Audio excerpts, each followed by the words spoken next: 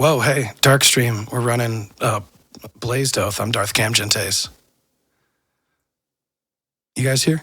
Yep. Darth Riktus over here, ready to rock and roll. And let's get started. Blazing Oath versus Grixis Breach, baby. All right, deck list. So this is basically the threats of the deck. Most of this stuff, I think, is pretty normal in a lot of Oath lists. Obviously, the Oaths. Some number of Okos. A lot of people run between 2 and 4. There's 4 here this time, and I'll explain that more as we get deeper into it. 1 Narset, pretty stock. 1 Dack, some people don't do it. I'm a big believer for a lot of reasons. At least 2 Wrens, pretty stock. And then these are kind of the question marks. I've seen lists that run Minsk and Boo, and I've tried it before, and sometimes it's amazing in some places. A lot of times it just gets boarded out.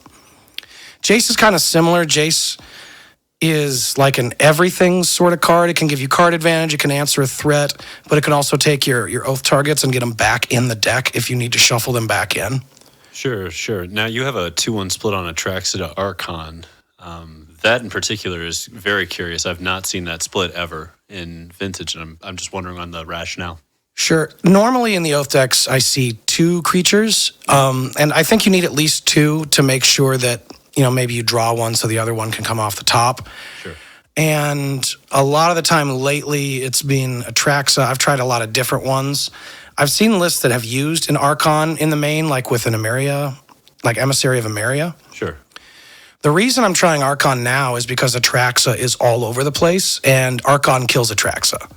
Gotcha. There's also going to be some games where I'm anticipating there's going to be some games where having one creature, like one big creature to run the battlefield, won't be enough to break through the board state. So having the ability to have 2 like really big creatures clocking down and, Atraxa doing the attack and block and gain life routine, that's kind of why. Gotcha. And then why there's a 3rd Atraxa is because most of the time I'd rather have it be Atraxa that comes down, but Atraxa also can get pitched to any of the forces in this deck. Right. So having it in the hand is not nearly as bad as having the Archon in the hand. Gotcha. Okay. But yeah, I wonder whether the Archon belongs or whether the second Atraxa belongs. And I've got, we're going to see in the future about Minsk and Boo and even Jace are all question marks to me. The rest of this pretty much feels correct. The Okos are more dependent on another factor, which is, these spells. Oh, okay. So 4 Okos is in here because we can pitch them to Force of Vigor or Force of Will. Right. It's also a great card, but it pitches to all the forces. So that's why I'm in favor of 4 right now. If I were not playing Force of Vigor, I'd probably be on 2. I mean, I just love Oko in general and Oath more than any other archetype because, again, like you said, it pitches to both forces, but it also enables Oath. Like if you don't have Forbidden Orchard, it can turn on Oath for you, and it sort of helps you deal with some of the more pesky shit, including the mirror, where they, dump an Atraxa and you're like, okay, I mean, you got a lot of card advantage, but now it's a 3/3, let's keep going. This is also a slot where if I were not playing Jace or if I were not playing Minsk and Boo, we'd pick up more slots. So one of those, like if it wasn't Jace, I probably would be doing Merchant Scroll. Sure. Because Merchant Scroll can get the Ancestral, which is on a different, no, it's right there. Or the Brainstorm, which is kind of important when you have the threats in your hand, you need to get them back in. Sure. So that getting Brainstorm could kind of replace that effect on the Jace, but a lot of times you would just get this, so you have more cards. Yeah, usually Merchant Scroll turns into pay 3, draw 3. But sometimes you need a Force of Will too, Right. And what else? The good old resource depletion. Yeah, the mana base and engineered explosives. This is also a test slot. We didn't see any during these games. It got boarded out right away. But in the past, this has done all kinds of crazy good shit for me. Gotcha. So I'm continuing to try it. And I'm extra inspired to have more artifacts in here because of Atraxa. Sure. So there's another thing to grab, which is also why I was thinking about cutting a Planeswalker or 2, because there's 10 of them. Yeah, okay, I could see that. And cutting a Planeswalker to have just 1 more sorcery seems like it'd be really good with Atraxas. I could see that. Because right now the only sorceries are 4 Preordain, which are very good, 1 Time Walk, which is very good, and then the Gaia's Blessing, which you will never ever put in your hand. Right. Based on that, I think Merchant Scroll really fits then. Yeah. Yeah, that's probably going to be the way I go. I just kind of want to give the Planeswalkers the opportunity to prove out or, demonstrate that they're not bringing enough value. Because this is also kind of a mid-range scrum sort of a deck, so they're really valuable in those scenarios. And to be fair, you could always add another artifact if you wanted to. See, that's the other thing is I was thinking about cutting Minsk and Boo for Scroll Rack. Ooh. And cutting Jace for the Merchant Scroll. And having Scroll Rack be another way to get cards from my hand back into my library. And if I did that, I feel like I could cut one of the 3 creatures and give myself another slot in the deck. Ooh, you get to flip Archon things or Atraxa things that you get for Scroll Rack for better cards. Right. Or just another card, another artifact to get with Atraxa. I mean, the thing I love about this deck is it gets a little bit better with every set that gets released because you get better Atraxa targets with every set potentially. Yeah, Atraxa coming into this deck is a big deal because there's so many times that you do Oath and it's not good enough to win the game. It's just good enough to gain an advantage for a while. And Atraxa helps you really solidify that advantage. Now, how many lands are in this right now? 22 plus the artifacts. Okay, so 26 sources. That's considerable for Vintage. I like it. Yeah, and as you can see, we've got these 6 that are basically spells. Right. That can make mana in a pinch if they need to, but they're here to be spells. And these are kind of spells because they turn on Oath, but these can also bite you in the ass. Yeah, that's the double-edged sword of Oath, is Forbidden Orchards. Yeah, but part of playing Oath is there's a lot of really weird game states that come up that you have to play through, caused by the Oath, the Forbidden Orchard, like the contents of your deck and library, but the benefit outweighs the cost tremendously with these. Makes sense. And the rest of this, I feel, is pretty straightforward. Maybe the Taiga is a little unusual. Is there a reason not to have a second basic? That was the other question. Yeah, so in the past, I had 2 basics. But there's some draws where you have to be able to get a Taiga because of Wrenn and Six. Sure. To get it moving quick enough. And there's just no other way to do it with the mana that you leave up. And I played enough games with Oath that the basic lands are super powerful. We made sure that we have 1 right here. But if somebody's going to be destroying my land, my answer to that is probably Wrenn and Six most of the time. Sure. And this kind of lets me buy some time. That makes sense. One target that can only be strip mined and everything else can be bought back pretty easily with Wrenn and Six. You don't have to push the basics as hard. Right, which means that it kind of doesn't matter what fetches you use as long as they grab islands. Fair. I like playing fetches that are in color because I like that. Aesthetics matter in Vintage. Right, they could all be polluted deltas. It doesn't matter. But damn it, that's not why we play this deck. Yeah, I like pretty cards. Get a little snappy snap. Okay, sideboard. So this is mostly stuff that either we're correcting for a big fucking problem, like the Rending Volleys and the Lightning Bolts are white initiative, is what's in mind here. Sure. To help deal with that, as is the other engineered explosives. That's particularly good against Thalia and particularly good against, what's it called? The artifact that makes everything cost more, Sphere of Resistance. Sure. And Thorn of Amethyst. Right, because all of those cards can't actually inflate the cost of engineered explosives as long as you want a non-zero number. Oh, Nice. So it'll still come down at the number you want it. And if it's 0, you can still do it as long as you've got a colorless source. Huh. This is kind of the recent tech, City in a Bottle. Right. That is there for Bazaar of Baghdad and nothing else. That's why there's 1. I would play more of these if there were more slots. It's really good against the artifact decks, but there's not more slots. This is what we got. Sure. But we've got a lot of artifact removal in the main already. Yeah, you got the 3 Force of Vigors already sitting there, and Energy Flux on top of that helps, but isn't critical to have a shitload more. And there would also be a second Boseiju in that circumstance as well. Yeah. And there's going to be people that disagree with the second Boseiju versus the second Energy Flux, but uncounterable Blow Up Sphere is sometimes very critical. And you can pull it back with Wrenn. True. Which is why I lean that way. And a lot of people who play, like the workshop decks don't play a basic land, so that is just 2 mana, blow up your shit. Yeah, and importantly, it can also get like Urza Sagas. And again, Bazaar of Baghdad, so it's another card against Dredge. Speaking of which, we've got our 1 Tabernacle here that sometimes just wins you the game outright, sometimes doesn't, but against Dredge, I tend to believe in the Tabernacle these days because that is like the only way to stop their super fast start. Yeah, we don't get Force of Despair, so Tabernacle is kind of that. And again, they can destroy it and like move on with their game plan, but we are playing Wrenn and Six, so we can get it back. It's a spicy one of with Wrenn and Six, yeah. 2 Pyroblasts, because they're amazing. They come in anything against anything with blue. And they can also become redundant with these other Flusterstorms of 1-mana counters. Sure. And depending on the match, we can have like 6, because this is Tamiyo's Safekeeping. Okay. So this is a card I have against Dredge specifically, and it's good in other places because the way that Dredge interacts with you is blowing up your Oath. Right. And some decks will interact by trying to blow up your Oath or by blowing up the one creature you have, like maybe Bug. Mm-hmm. So this is a fantastic counter against those decks where like that is their angle of interaction. And importantly, it counters Boseiju. Yes, it does. And it counters Abrupt Decay. Okay. Which is why it gets 1. Uncounterable my ass. Fair enough.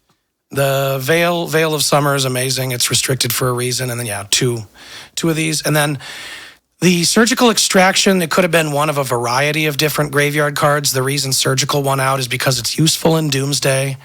And if they have a Vengevine, this sometimes is the only thing that can get it before it comes back.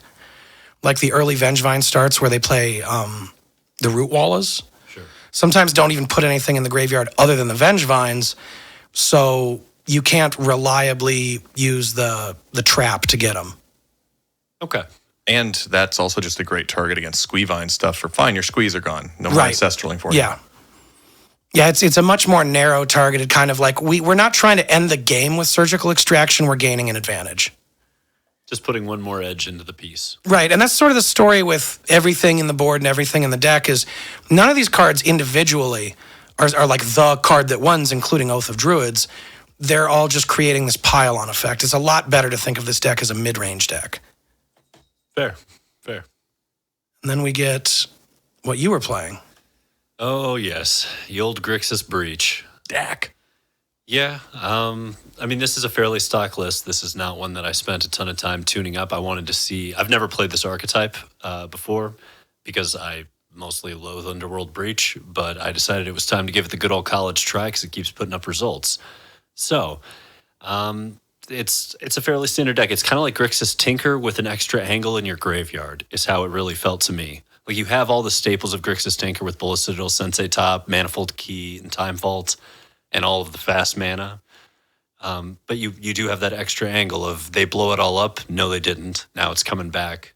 So you can get to these game states where it goes deeper. The game goes a lot later, and you have more inevitability than most decks, from what I can tell, which I like personally. So it's Thanos. Yes. Let's see, and here's more stuff. Anything you want to say about this group of cards here? Yeah, I don't absolutely love the 2 Flusters in the main. Those felt pretty rough for me, and I understand why some of these cards have to be here, but it still felt like I spent a lot of the game trying to find the powerful cards with the less than power. I was grabbing tutors to use them to try to grab slightly more amplified effects, but it was like I just kept time walking myself to get to those amplified effects, and that was not where I wanted to be in Vintage. That's, sort of the counterbalance to all the fast mana. Right. Let's see. Speaking of mana, there it is. Anything you want to say about the mana? No, mana was fine. I think it could probably use another land. It's just a little bit light. I think there were, 6, 10, 15, 16, 17 lands. It's a little light on mana sources, even with all the fast mana. So I personally would like one more. But I think this was really designed for an online meta where we see a lot more Doomsday and other combo decks. And there's just less of a wasteland back and forth scenario happening. So, I don't know. It's a powerful deck. It certainly has abilities to stay with most things in the format. But I also fundamentally disagreed with this sideboard. The ley lines of the void. I get it. I disagree with it. I think Leyline's antiquated now. I concur. What would you two play in that slot? Force of Despair. Ravenous Trap. I would just do Force of Despair because I don't think there's enough regular dredge running around anymore. I think most of the Squeevine stuff is really where it's pushed, and that also gives us points against the Mono White Initiative Is lists. there enough black to support Force of Despair? It's a little rough. But I would flip a lot of this deck around. moving forward. So You'll might put be able Thought Seizes in, won't you? Yeah. Thought Seizes are really good. I don't understand why the format doesn't play more of them. I've been confused about it myself. And this, like, the sideboard has some sledgehammers, but I don't know that they are the right sledgehammers. Like Alpine Moon, I don't agree with Alpine Moon under any circumstances ever.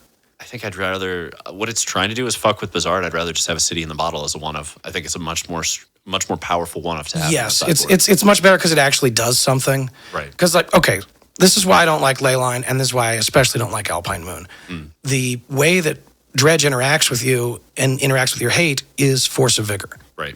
So you're just playing right into their plan. Right. I mean, sure, you've got a lot of targets they want to take out, but they're going to prioritize. They kind of don't care what you're doing.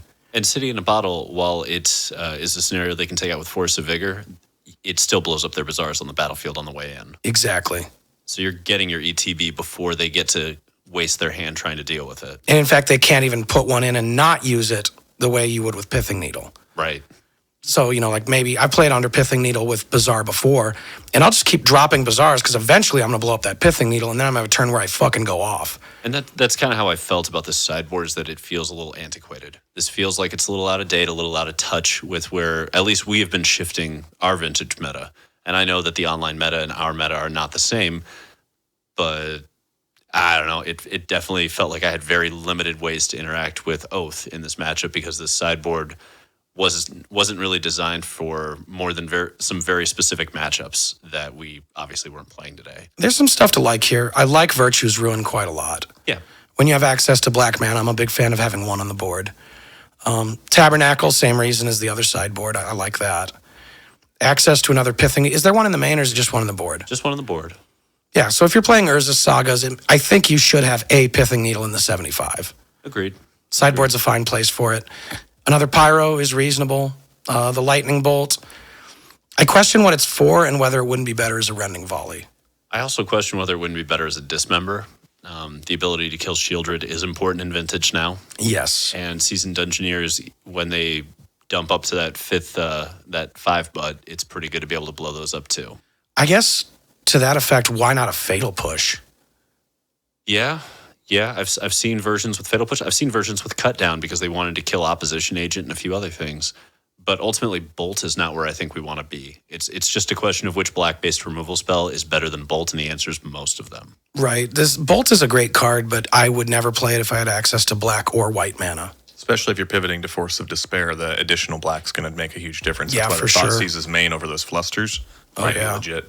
Right, and that's where we also parts of the board I do like. The Hercules, the Biforce are spicy. I actually kind of like the Karn because it's your one-sided Null Rod in those matchups.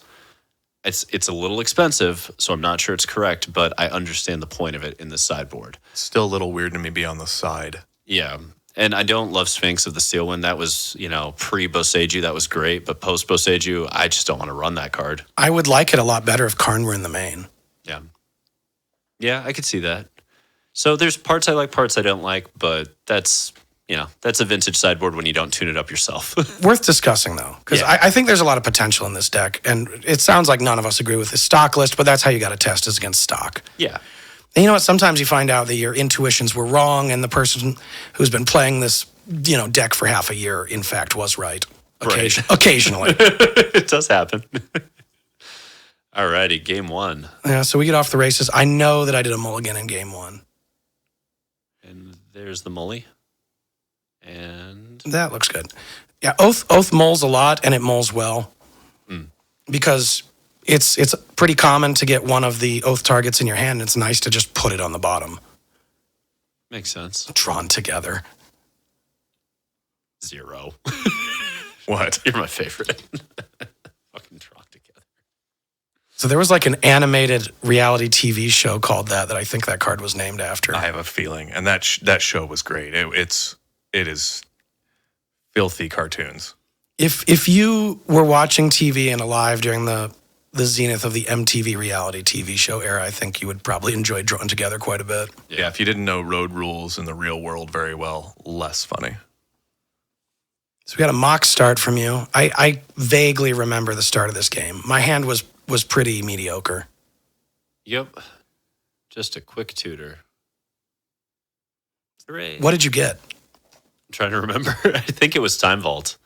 I'm pretty sure I just went for the Time Vault because I had Saga in hand plus a Dack Fayden.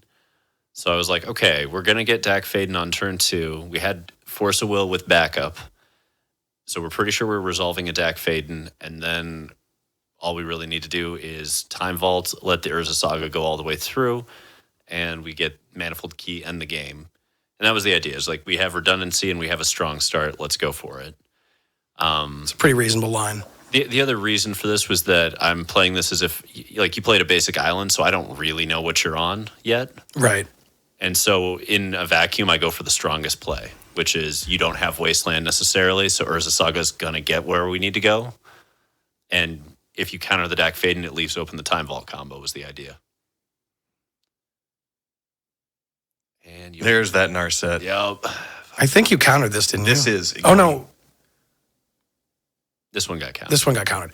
I really needed that to resolve. Yeah. That was one where I looked at it and I saw Dack Fayden and I was like, fuck no. If we do that, Dack Fayden gets so much worse. And Dack Fayden was consequential in this game. Oh, yeah.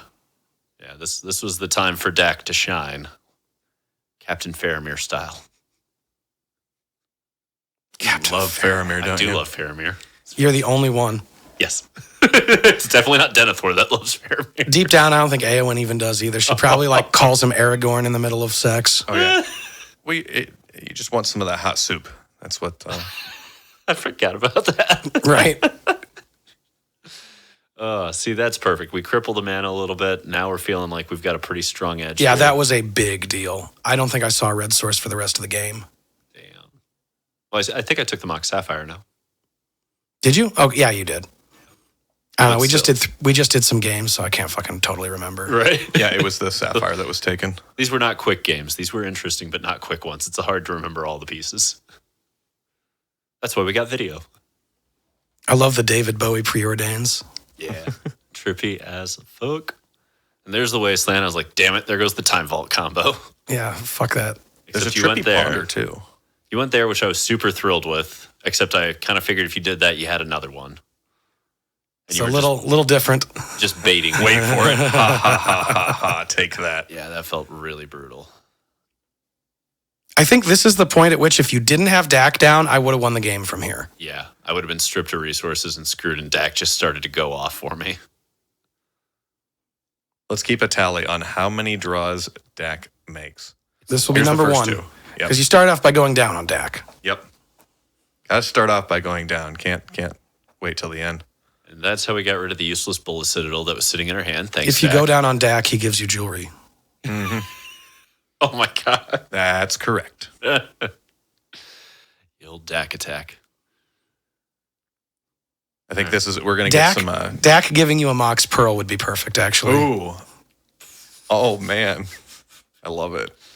He did in this game too. That's the kind of commentary you wanted to Pro Tour. Yep. Yeah. Because you already played the Force of Vigor. We're like, okay, Time Vault. Let's see if there's another one. Because if not, we can still square this with a Urza Saga getting there. So there's only one basic land in this list, as we mentioned before. And I chose this one very carefully because, islands were obviously an island. We got some green there for our green. And there's even mountains in the background. Ooh. Right there. Nice. I feel like this is the perfect island for Temur decks. There's Dack 2, so we're 4 cards up now. Yeah. It goes That quite we've a way. seen because you still have to discard. Goes quite a way. Although this deck loves having cards in its graveyard. Merchant Scroll and Top go away because Bullet Citadel has already been discarded, and Merchant Scroll wasn't what I was trying to get to lands, obviously. Mm-hmm. Oh, there it is. There's the Oath, and we're like, oh, thank God there's no Forbidden Orchard. Anyway, moving on. Right? This is why you play Forbidden Orchard, because the game would have been very different if I could have forced you to have a creature. Oh, yeah. Yeah, I don't think I win if there's Forbidden Orchard on your side there. Although we did have the Force for that, because we were worried about Forbidden Orchard because you hadn't played a land yet. I'm like, you're just sandbagging a fucking orchard, aren't you? I was sandbagging nothing. I was so certain you were. And to be fair, that's the risk we can't take if we can avoid it. This is true. Yeah, sometimes the Oath deck plays from a place of strength, and you can trick them into countering an Oath and then just do some crazy shit. Right. Sometimes it's like, if this card doesn't resolve, I'm probably fucked. So we discard a land and a bolt there. And Dack has now drawn us 6 cards. Mm-hmm. Yep. That's also why you have to counter the Narset. So each of these turns, while we're trying to get our way out of low resources, you're seeing 3 cards and I'm seeing 1. Yep. And I'm feeling the game just slipping away. And there's Dack giving me a pearl that I reject.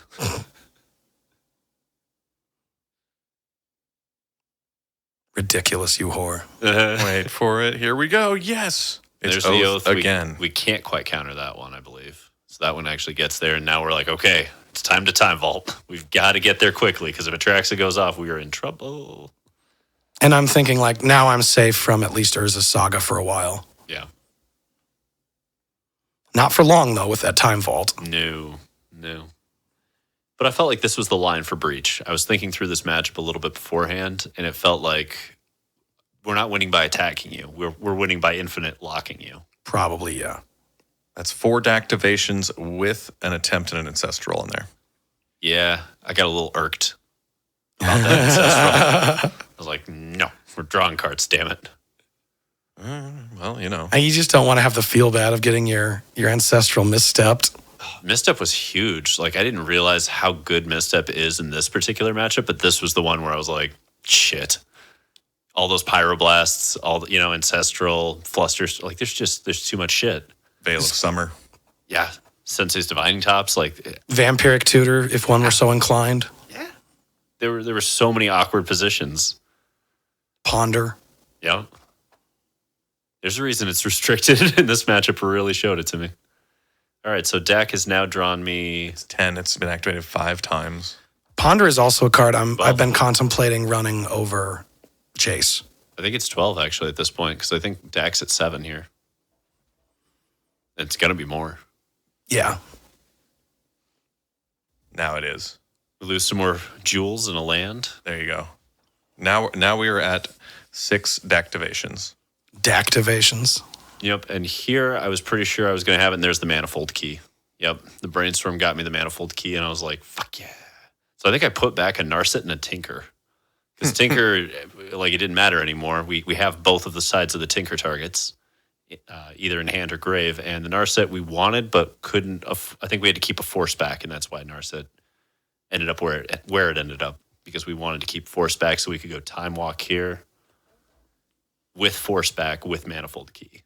I like that it's going Time Walk to get the extra turn to go infinite turns. Right. Mm-hmm. Or you like time walk and then bank it in the vault and immediately use the vault. And just get really, really It's convoluted as hell. showboating.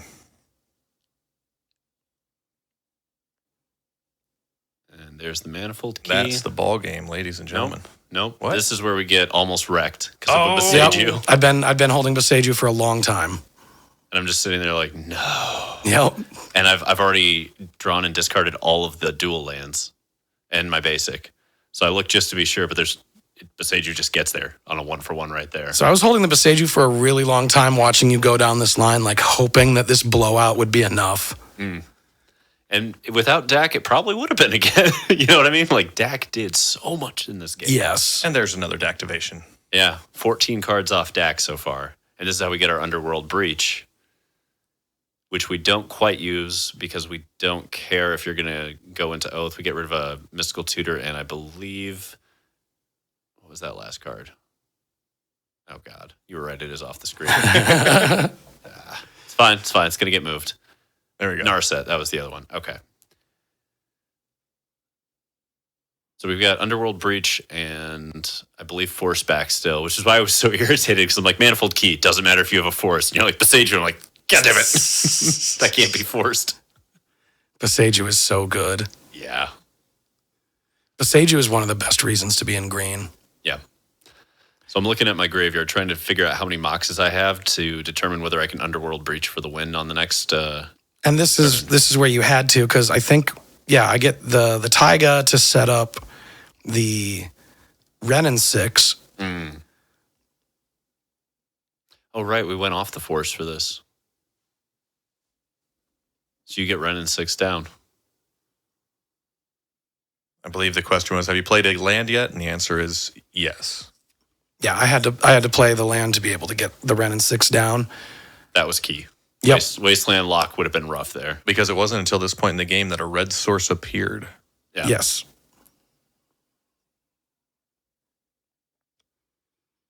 So I pulled back Boseiju, and I'm thinking, like, if I can untap, I probably take over the game. Yeah. Because then I get to do a Wasteland, and I get to play a Boseiju. So here is the 15th and 16th card off of Dack. Thanks, Dack. And we can dump that Soul Ring because it doesn't matter. Yep, we just get it right back with Underworld Breach. Another card that can be misstepped. Yep. And... Yep, we got a sequence. Lotus first. There we go. Yep. Lotus, sack, breach attack. Got to grab 3 blue mana there to make sure we're not in any trouble. And then, yeah, it's time to go breaching.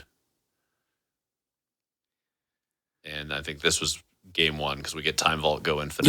Yeah. And I'm sitting here doing the math like, okay, so there's the Black Lotus. Here comes the Time Vault. I'm never going to get another turn. It's over. Yep. And what was left in the library to win with at this point? We still have an Urza Saga. We would have... Okay, we also hadn't played a... Yeah, we still have an Urza Saga. Okay. And there might be an opposition agent still there, too. So we're able to beat down with one of those 2 options, I believe. Note that Dack emblem's still not relevant. So the other thing that was relevant about Dack is that it filled your graveyard for the Underworld Breach. Oh, yeah. It was incredible for Underworld Breach. I think this is probably the best deck for Dack Fayden is the Grixis Breach deck. I agree. It makes me wonder if a second copy doesn't warrant a little bit more investigation. Perhaps. These deck lists get tight, though. There's so many decks I've gotten a second Dack into, and then I spend another like 20 minutes thinking and going through, and it winds up getting cut like every time. The only deck that had 2 Dacks in it for a while was an earlier version of this deck. And it was part of how I solved mana flood problems, but I later just redesigned the deck a lot so that was less of an issue. Makes sense. Filtering cards away is also just super strong. Yeah, it's just a great card. Now, Here's the where- 5 I bring in. Yeah, here we go. And those are sledgehammers. That hurt a lot. Yeah, these are all very, very powerful cards in the matchup. Yeah. 3, what was it? 2 fuck your artifacts, 2 fuck your counters, and 1 uncounterable. Well, I mean, Veil of Summer is just good luck. Fuck Good your luck, counters. dude. Veil Yeah, of fuck Summer your is counters. amazing. Like casting that at the end of a counter war and then being up a card because of it is just filthy. Yeah. Especially because Veil of Summer is particularly good against the storm counter. Oh, Flusterstorm? Right. Right. Where they fluster you and you couldn't possibly pay for anything or counter all the copies, but you can like Veil of Summer to counter it, kind of. Yeah, Veil is weirdly a counter for Fluster, isn't it? Right. It's sort of like fluster back your fluster, except you draw a card. Did you draw? Yeah. And none of your other spells can be countered either. Veil's actually amazing too against Thoughtseize because it gives you hexproof. True. It's a black. So like their Thoughtseize gets countered and you draw a card. Yeah, it's pretty spicy. There's a reason it's restricted. Yeah, I just took out some stuff that wasn't enough action for this. The engineered explosives, the 4 mana planeswalkers that I keep talking about maybe cutting from the deck. Right. Now, And this is where the decision to move the dress downs out was not a certainty, right? No, it got moved out when perhaps it shouldn't have been. But it's a question of where, like how do you want to deal with it? Because the bolts aren't great here. The brain freeze is not great with Gaia's on the other side.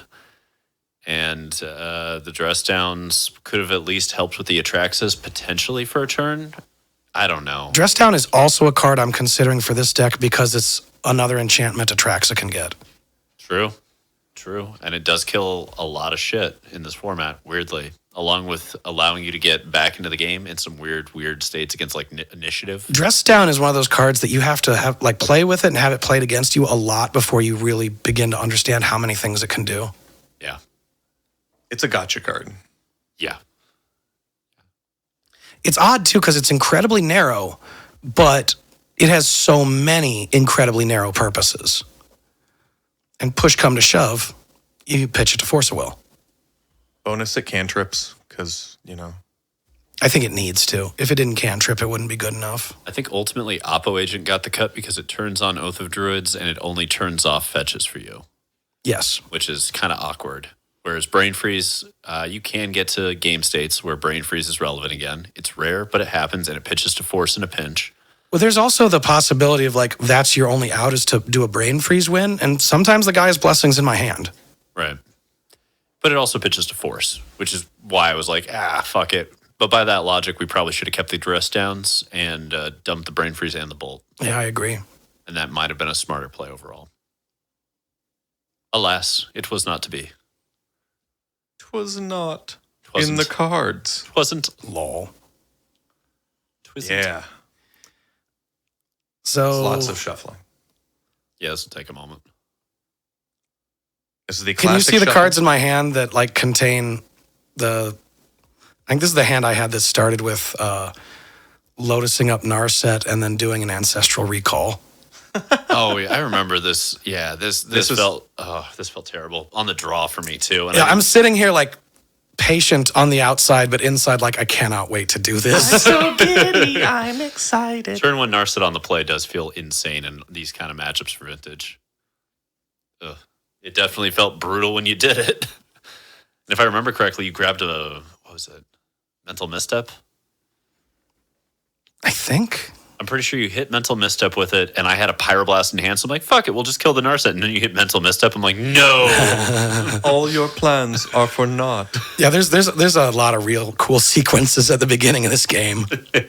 At least from my point of view. For mine, it felt really damning, and like within 3 turns, I was just like, all right, game 3 it is, I guess, but we'll play this out just in case. Because, good God. Your hand looks pretty good too, though. It wasn't half bad. And this was also a hand where like I had mono Forbidden Orchards for mana, Yeah. which is awkward, but doable. It didn't feel terrible to have that scenario because Narset, and me going, okay, well, if we don't let him get the Oath out, then we're going to get some creatures to blow up Narset and put a little pressure on. Like, not a lot, but it makes your Planeswalkers considerably harder to keep around, Yes. which was the goal. And if we keep Oath from ever coming down and you're strapped for mana, eventually you're going to create an army you can't deal with. That's the goddamn misstep that ruined this for me. Laying it in play in front of you and your mind going, Yep. I was so prepped for this too. I was like, it's fine. We have Pyroblast. Like, it blows up Narset. Cool. We're good. Nope. contemplating. I believe that's a Pithing Needle in your hand as well. Yeah. So we had Pithing Needle. We had the Pyroblast. We had Vampiric Tutor. I was worried about Wasteland and decided I was going to wait till end step for Vampiric Tutor because I figured the Pithing Needle was not a smart play at this point. Just tapping out when you're going to go into turn 2. I did get a Force of Will off the top, but the only thing I could pitch in my hand was my Tinker, which I desperately fucking needed to happen. I would have considered baiting the Pithing Needle there to see if the Mental Misstep will get played out, since you so desperately needed to remove Narset. Well, here was the issue. I mean, I could see the baiting, but what I really wanted was the Pyroblast, and without that, Narset really makes things awkward. Have a Spirit Token. Congratulations. And at that point, I would like to draw 3. this was the part where I'm like, God damn it, I need my Pyroblast to resolve so badly right here. Like, we can fight over it, but if we fight over it, we're just going to lose the game. We just have to hope you draw dead for 3. You like running your hand over your head like, fuck. I knew that you had to basically draw dead for 7 cards between the Ancestral, your draw step, and the Narset, 8 cards. It had to be 8 cards where you didn't get double Force Will, and then we could Tinker turn 2 and try to push through on that basis. And it also gave us the potential, as long as you didn't counter the Soul Ring with your Mental Misstep, where Mental Misstep stops being relevant, because we were just going to Tinker into Bull Citadel and pray. So it's very rare that I would do that in such a matchup because I understand that with Grixis Tinker, like they're going to get their mana most games. And then it's about like stopping certain spells. You get all the spirits now. There's But the Oath. magic happening. And the only way I have to force this is losing the Tinker, which is like the only way for me to climb back in. And I'm pretty sure you have a force because you grabbed one off Narset, so we know that it's pointless, right? Or it could be an elaborate bluff. No, we knew the force was off Narset along with the Mental Well, I Misstep. mean, yeah, but whether they had anything but the gotcha. Force and the Mental Misstep as blue. I had seen a lot of cards and there were many in my hand. Point being, if you go, okay, so if Camgentace goes Oath and I go to Force and then they Force back, we're put into that awkward scenario where we no longer have our win con with Tinker either, and Oath's still down. So my goal was to try and find a way out of this, which, god damn it. The Mental Misstep is really what did it. Like Narset netting 2 counters and keeping Ancestral completely locked out for me, that was big. I believe this is where I made my big error, though, because I Vampiric tutored for Ancestral Recall. Ooh. Because I'm like, okay, I'll kill the Narset, I'll recall, draw 3, try to get back in on that basis. Wait. But that wasn't a good call either because Mental Misstep is still in. And I realized it after I did it. I was hoping the Vampiric tutor would get misstepped. I was really hoping that bait would pay off. It did not at all. Never. Yeah, not at all.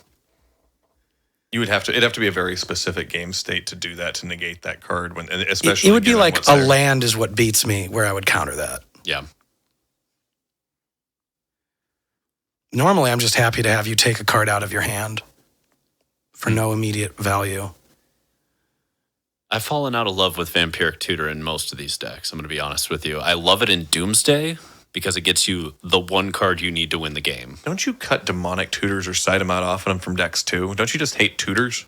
I find them to be time walks against me most of the time, and I'm not a huge fan of that. I don't know. I feel like they just get added in because restricted cards in Vintage, and people don't really think through what's going to happen. Yeah, I'm not much of a believer in Vampiric Tutor even here. I do like it in Doomsday. Well, I love it in Doomsday because you just need the one card to win. Well, sometimes you also want the card in your deck and not in your hand. Because Doomsday is weird as fuck. The angriest spirits ever will kill the Narset. All of your hopes and dreams are turned on now. Right, so I have the Ancestral, I've got Pyroblast, Pithing Needle, Soul Ring, Tinker, Force of Will. And the question was, how do we play this out? I went for, I believe, Soul Ring, Tinker, sack the Soul Ring to Tinker, have Force of Will back with Ancestral to pitch to it, which at that point, I should have just tutored for any fucking blue card except for Ancestral so that I could keep Ancestral in the deck. So that was a mistake. But the idea was that you would need double Force of Will to prevent this from happening. And as long as you didn't have double Force of Will, we get Bullet Citadel, which gives us a chance to climb back in because of Underworld Breach with Bullet Citadel just going off. Like, we'd have to hit so many runners, but it was still a chance. So we went for it, which I still believe was the correct play. Probably. Forcing you to have double Force when you've already had all the other stuff. Yeah, no, it's Force Pitch to Force. Yep, Force, and then Force Pitch to Force. And I was like, fuck, all right. Oh, that's the game. Yep. You were right. You were like, you don't just have a second Force. They had 3. Yeah, that felt pretty damning. When I saw the Force Pitch to Force, I was like, oh, fuck. And if you notice, the other Force was there at the top of the library. It was. The first card flipped from Oath. Yup. But it's okay, because there's the blessing. Yeah, there's the blessing. Which means you can find more forces. Mm-hmm. I do love that blessing makes me feel like it's even better in these Atraxa decks in particular. Yes. And I had, at this point, sided out the Archon of Cruelty, so it was absolutely going to be an Atraxa. So you get to layer this the way you want with Atraxa and Gaia's blessing, right? Yes, because you control the effects, you get to decide how they go on the stack. So I choose to have the Gaias go on the stack last, so it resolves first. What was the law term for it? LIFO? Last in, first out? Yep. So you declare the Atraxa, then you declare the Gaias and the Gaias. And see, I knew I spent all that money on an education for something. Fancy terminology. LIFO has been a common term in Magic since at least the 90s. Well, it's been a common legal term even longer. I know. All right, Atraxa, make me cry. That's how this works. Atraxa is so good. Yeah. I had to read it again, like, really? 10 cards? Look at the top 6th of your deck. Grab like 5 of those cards. It's so good. Arguably, it's better than 6th in a lot of situations with the cards that are pulled from your hand and in play. So you're talking 5th of your deck. Yeah.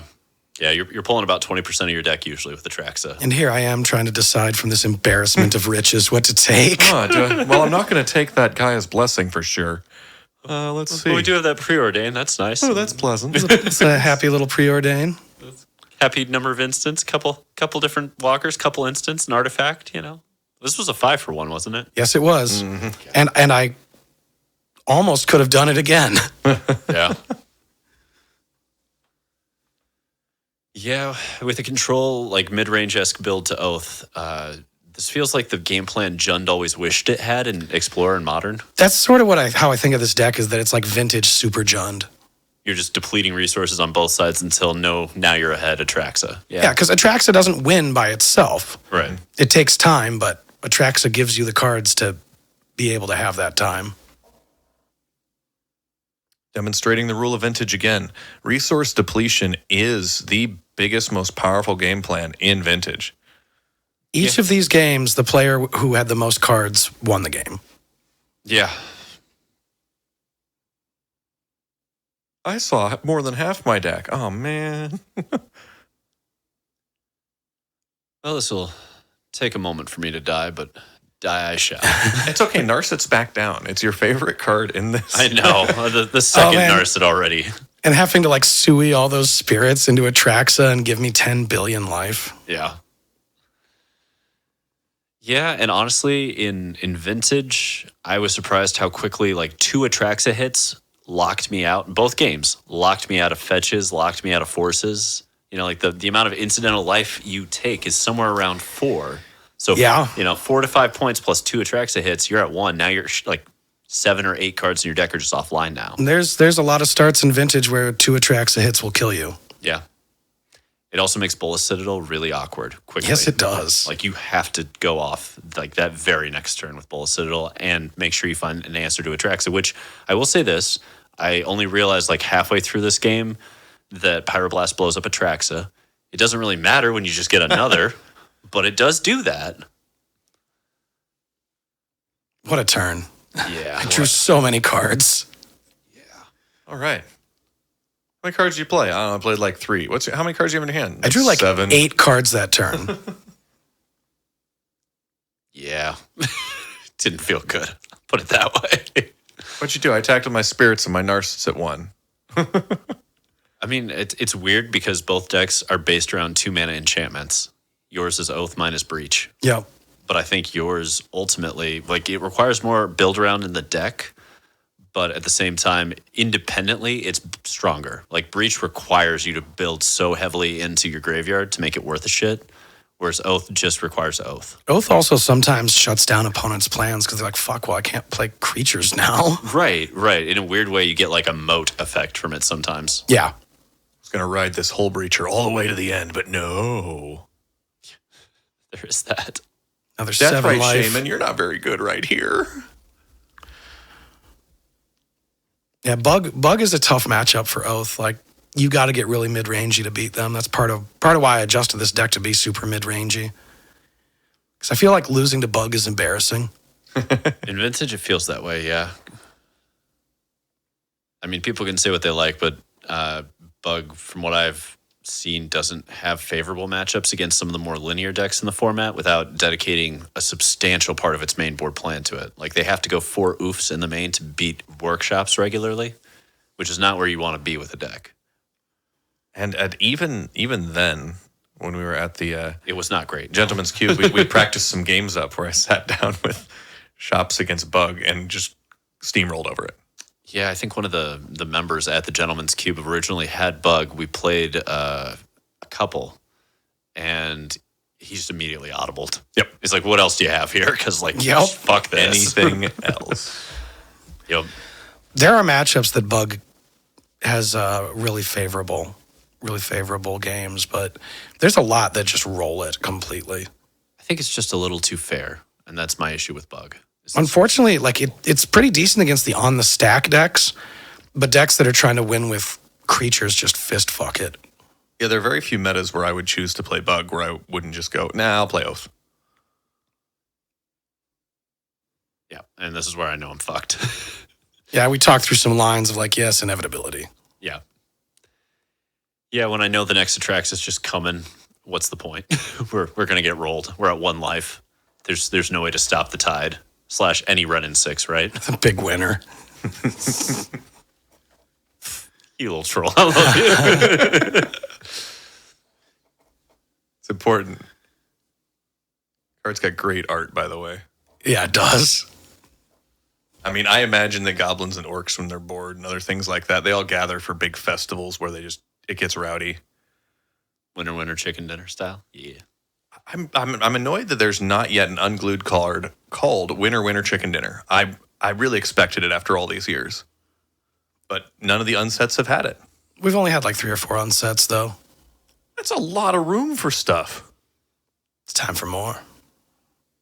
Dear I'm glad that wizards. they finally figured out the way to make unsets sellable, is that you just put a bunch of promo cards in them. and specialty cool picture lands. They've had that right from the beginning. I think the last unset, though, had all the Rav duels as like alternate border, like full art space cards. And they looked pretty cool. Back in the day of Corona Godzilla, and they're like, oh shoot, nope, we're gonna pull these back in. Yeah, sounds about right. Yeah. Because that card came out roughly 2020. Was that one? Yeah, the Godzilla Corona or Corona Godzilla, because it's supposed to be the Corona of the space thing, but the virus had just hit, and so Wizards pulled them. There's a few of them out there. Wonder if that turns into the second rarest card ever in Magic, right after the One Ring. Yeah, I remember like people talking for a while about like the Corona beers were being impacted by the virus, and Yep. everybody quit calling it Corona. It just became COVID after a while. I miss calling it the Rona. Yeah. It had a nice nickname once upon a time, but then we just started calling it COVID. Now, there were 2 cards that were the rarest until the One Ring printing, or the planned printing that's coming up, because that was 1996 World Champion? that one would go on at 2. The birth card and the proposal card that were used in Magic were the big Garfield's thing, right? Yep. Yeah. Yeah, he played, I think it was, they said more than like 10 games of Magic before the proposal card came up. Wow. She's like, really, like, come on. She's all like, man, I'm really tired of magic, Richard. Just Like, one more. I don't know why you're so insistent on it tonight. we were playing this. No, don't beat me. Oh, next game. Really should have tested these decks against each other first. Shouldn't we just quit playing magic and bang? Like, no, not yet. Look, this is really clever, and I'm sticking with it.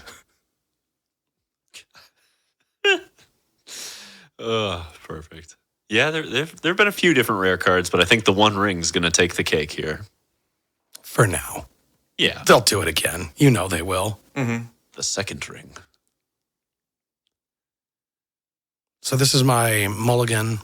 And look, in Atraxa, away it goes. And go. Well, that's easy at least. Right. It's like a free mulligan. But it is nice when you mull that to the bottom, because you get an extra ability to play on your deck, just knowing inevitability is right there at the bottom. As long as Until you you don't shuffle. fetch, Yeah, yeah. it's like, as long as you don't shuffle. There's only 5 fetches in here, though, so it doesn't happen a lot. Fair.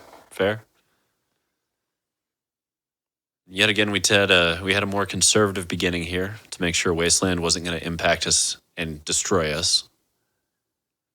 I don't know. Wasteland really put the fear of God into these hands for me. Oh, look, I appeared in the background. The old sagas. It's one of my favorite things about Wasteland is it makes people slow down the way they play the game just because they know you have it. Yeah. Now, did you have a plan for this saga right here, or was it just the most optimal play for lands? I believe it was optimal because we had a Tolarian Academy as well, but nothing we were trying to do with it. So this is me screwing up right here.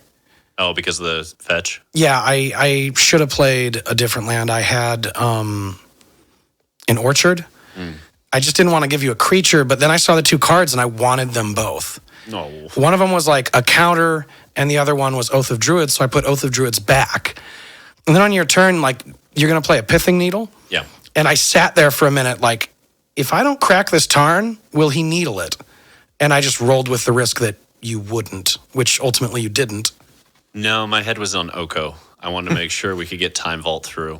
Don't fear the Reaper. Come on. That's actually another thing I love about Oko is people needle Oko all the time when it doesn't actually matter. Yep.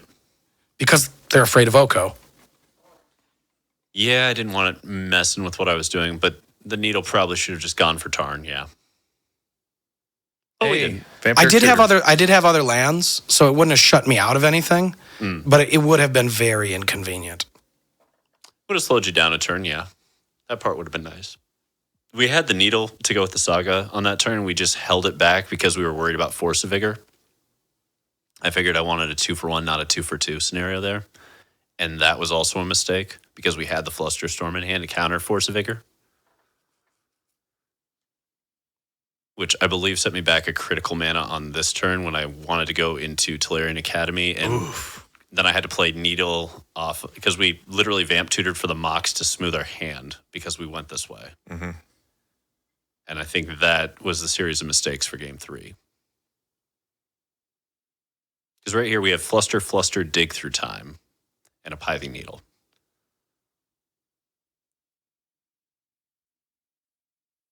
Yeah, if that Scalding Tarn wasn't cracked, I think the absolute right move is naming the Tarn. Yeah. Although part of me wonders, when they don't crack the Tarn in response to Needle, if that's not just like somebody letting me know it doesn't matter if I hit the Tarn. You know what I mean? Like you In get this into a head case, game. it would have mattered a little bit, but not a shitload. Pithing Needle, do you want to crack your fetch? This doesn't even say anything about your fetch on. Do you want to do it? Do you want to do it? Do you want to do it? Well, and here I actually felt pretty decent about the board. I'm like, unless you go Oath this turn, I feel very decent about where we're trying to get to because we have the Tolarian Academy and we can just start fucking going with Dig Through Time and hopefully find some answers here. Push into that Time Vault scenario. The Academy going, come on, I'm going to make constructs. But it would have been better to have the Mox Sapphire up because we played Needle the prior turn because that would have put us 1, 2, 3, 4, 5, almost a Dig Through Time, yeah. And then you played Oath. And yet there we are with the Orchard. With the Orchard. And that's where I sat looking at the Flusterstorms like, why the fuck are you Flusterstorm? God damn it. And because you had Forbidden Orchard, it was like, well, we might as well get the Construct. Maybe we get into a weird scenario where the Constructs really do matter. You were pretty close to that. Mm-hmm. Like those can overtake an Atraxa. So part of me debated on this upcoming turn, grabbing Soul Guide Lantern. Like grabbing Construct, getting Soul Guide Lantern, and having a scenario where we force you to keep grabbing Atraxas, and then we blow out the grave with Gaea's on the stack. But I thought ultimately a little too narrow because you're going to get through at least 2 Atraxas, and that's a little too much card advantage for me to come back from regardless. So I don't know. If you're getting your constructs up to above 7, if you have the artifacts thing, I think that's actually a route to play too. I debated it really, really heavily. Ultimately, I think I went for a red source here with the Mox Ruby, which also was a mistake because I didn't need the red source. I needed another fucking blue source, but there was no way to get that outside of Lotus, which I should have done because of Dig Through Time and didn't.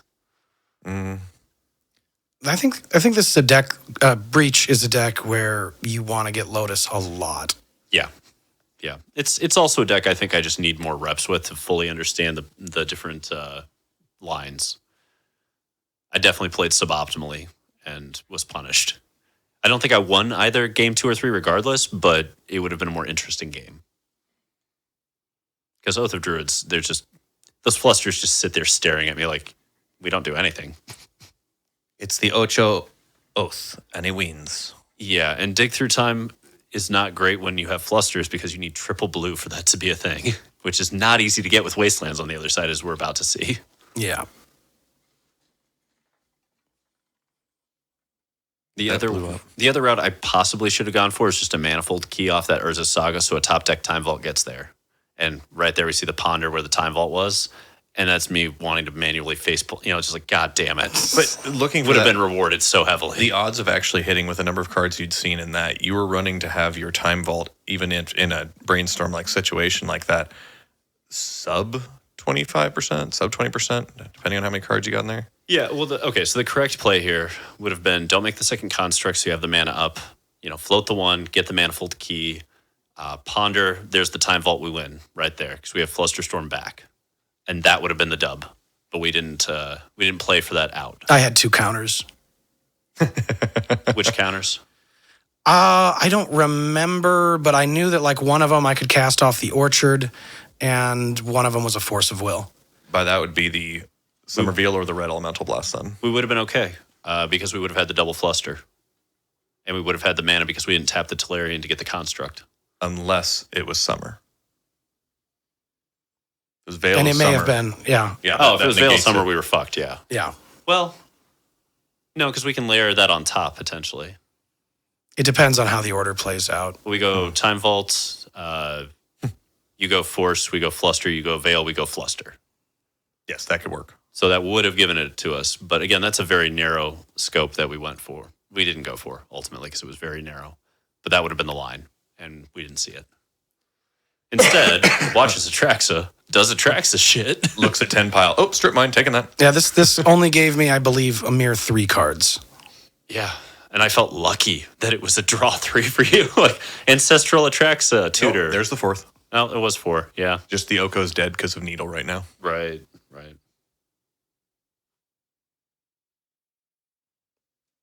And at what point in this, what was your plan to win right now? You have 2 constructs at 6 power.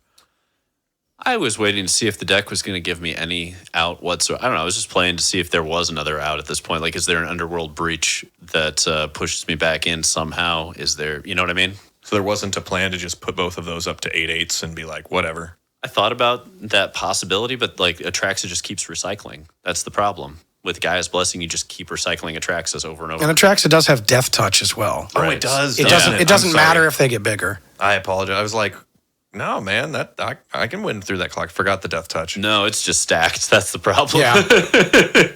She chonky. Yeah. Ain't no way around Atraxa. Atraxa is has first thick strike. with like 69 Cs.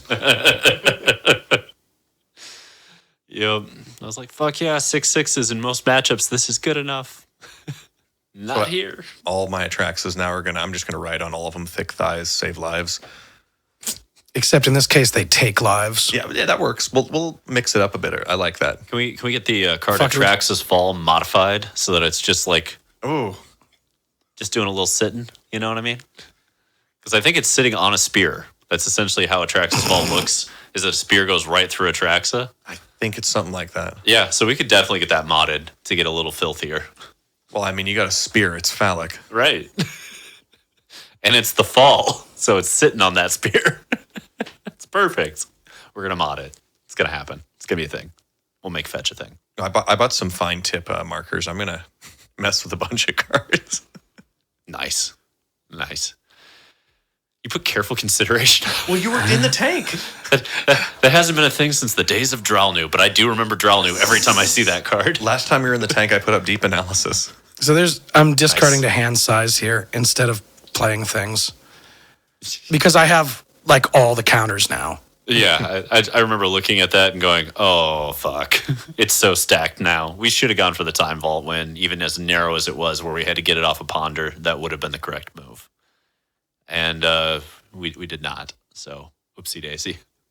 When Magic comes down to, well, I might be able to play for long game. Nope, I'm going to play for desperation to try and win now. So this is when you passed back also doing nothing. We had to like figure out what happens because I didn't have any creatures left in the library. And this is where Soul Guide Lantern could have come into play. Yes, that would have.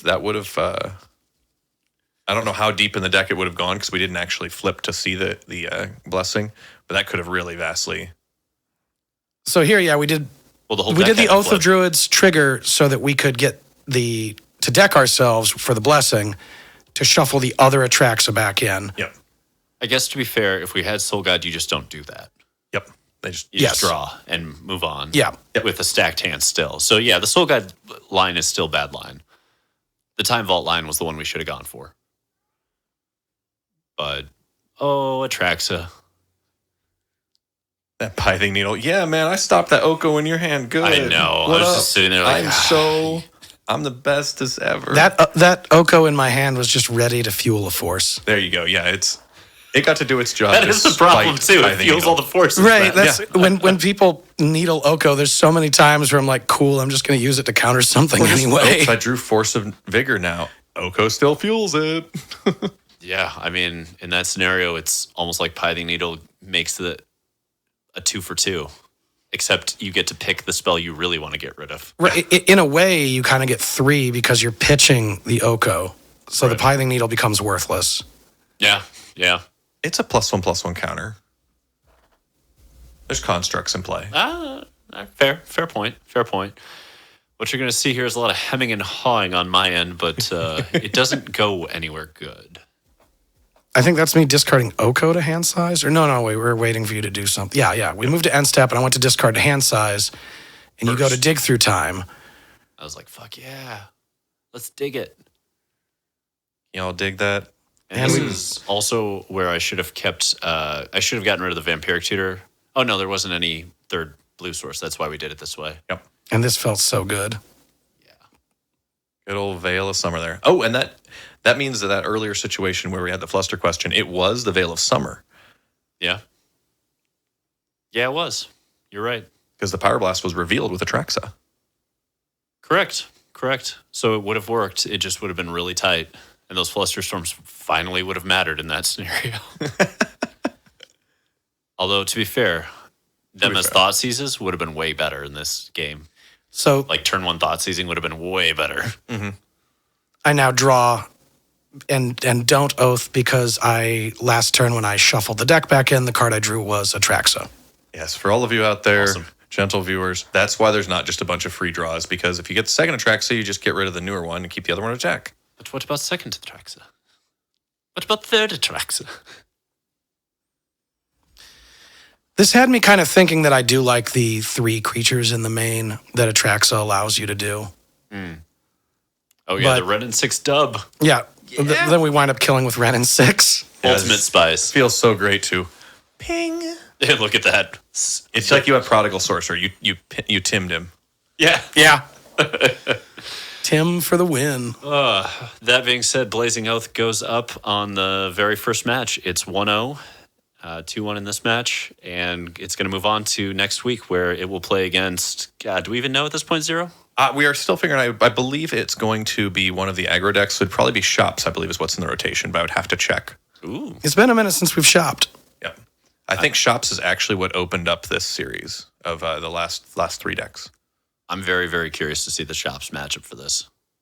That's going to be fantastic. There's your death grip. Oh, my God. It's going to be a thing. Damn it. I could see it in the sideboard at Doomsday, weirdly. I just like that the card exists because it's a black enchantment that counters spells. Just why was that created? It's so weird. I'm just imagining Doomsday going up against Oath with regularity and saying, you know what, 1 death grip. We're doing it. Yeah, but then the turn you pay your 2 black mana to do that, they're like, sick Oath. Yep. Yeah. There's also the sadness when they just Boseiju it. Mm-hmm. The creatures, or the green spells in the Oath deck matter so much less against Doomsday as well. True. Now, an old school card like Death Grip that's now seeing a resurgence, especially in Doomsday, is Gloom. Gloom. Oh, yes. The 1 black and 2 enchantment that causes all white spells to cost 3 more mana. Oh, that's right. I also side out the Time Walk. I do that a lot with Oath. I find myself doing that in most decks.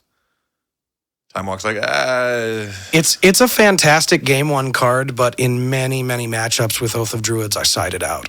Interesting. makes Alrighty. sense. There it is. There's the video. Anything else to say? Nah, Peace. tune in next time. We'll have some fun. Sick. See ya. Bye-bye.